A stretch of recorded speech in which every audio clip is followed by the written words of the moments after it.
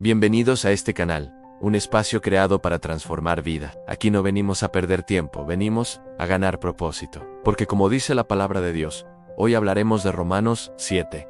Este canal es más que videos, es un movimiento. Aquí encontrarás reflexiones que despiertan tu fe, mensajes que levantan tu ánimo y palabras que te recuerdan que no estás solo. La oscuridad nunca podrá apagar la luz que Dios puso en ti. Si alguna vez sentiste que tu vida no tenía rumbo, aquí descubrirás que Dios ya trazó un camino de esperanza, victoria y transformación. Este es tu lugar para crecer espiritualmente, motivarte y aprender a vivir con propósito en cierre con energía y llamado a la acción. Ahora bien, amados hermanos, ustedes que conocen la ley, ¿no saben que la ley se aplica solo mientras una persona está viva? Por ejemplo, cuando una mujer se casa, la ley la une a su marido mientras él viva, pero si él muere, las leyes del matrimonio ya no se aplican a ella. Así que mientras su marido viva, ella cometería adulterio si se casara con otro hombre. Pero si el esposo muere, ella queda libre de esa ley y no comete adulterio cuando se casa de nuevo. Por lo tanto, mis amados hermanos, la cuestión es la siguiente. Ustedes murieron al poder de la ley cuando murieron con Cristo y ahora están unidos a aquel que fue levantado de los muertos. Como resultado,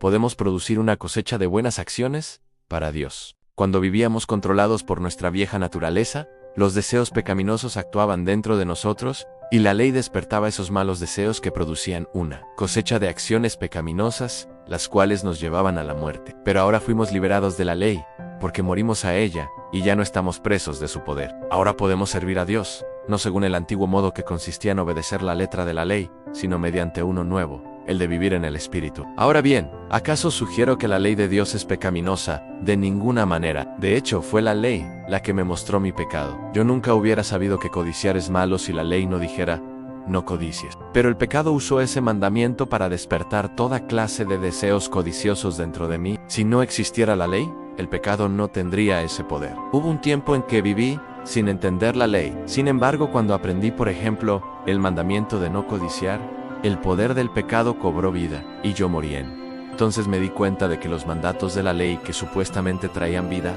trajeron en cambio muerte espiritual. El pecado se aprovechó de esos mandatos y me engañó. Usó los mandatos para matarme. Sin embargo, la ley en sí misma es santa, y sus mandatos son santos, rectos y buenos. Pero ¿cómo puede ser? ¿Acaso la ley, que es buena, provocó mi muerte? Por supuesto que no. El pecado usó lo que era bueno a fin de lograr mi condena de muerte. Por eso, podemos ver qué terrible es el pecado. Se vale de los buenos mandatos de Dios para lograr sus propios fines malvados. Por lo tanto, el problema no es con la ley, porque la ley es buena y espiritual. El problema está en mí, porque soy demasiado humano, un esclavo del pecado. Realmente no me entiendo a mí mismo, porque quiero hacer lo que es correcto, pero no lo hago. En cambio, hago lo que odio. Pero si yo sé que lo que hago está mal, eso demuestra que estoy de acuerdo con que la ley es buena. Entonces no soy yo el que hace lo que está mal, sino el pecado que vive en mí. Yo sé que, en mí, es decir, en mi naturaleza pecaminosa no existe nada bueno. Quiero hacer lo que es correcto, pero no puedo. Quiero hacer lo que es bueno, pero no lo hago. No quiero hacer lo que está mal, pero igual lo hago. Ahora, si hago lo que no quiero hacer, realmente no soy yo el que hace lo que está mal, sino el pecado que vive en mí.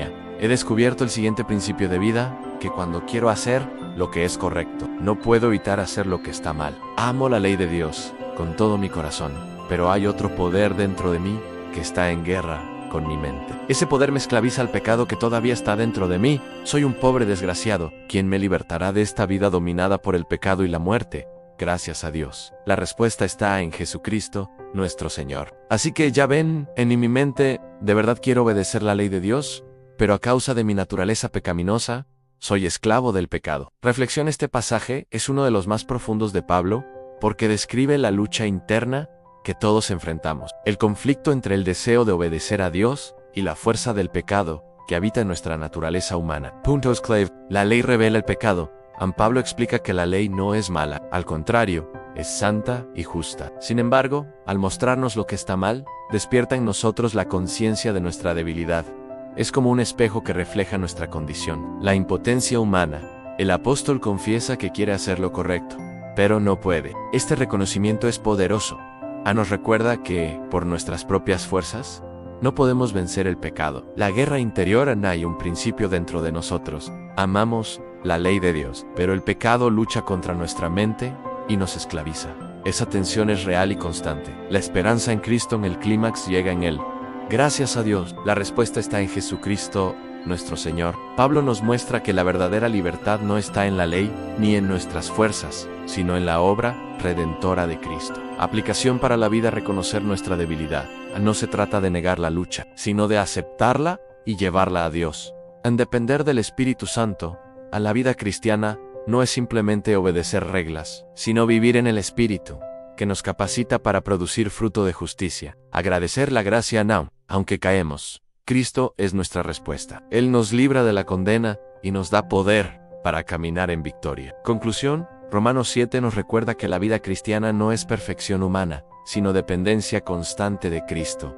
La ley nos muestra el problema, pero Jesús es la solución. La lucha interna no desaparece, pero ahora tenemos un Salvador que nos sostiene y nos da esperanza. Suscríbete, comparte y activa la campanita, porque juntos vamos a encender la luz en medio de la oscuridad. La verdadera libertad está en caminar en la luz de Cristo, porque en Él no hay condenación, solo vida eterna. Que Dios bendiga tu núcleo familiar, en el nombre poderoso de Jesús.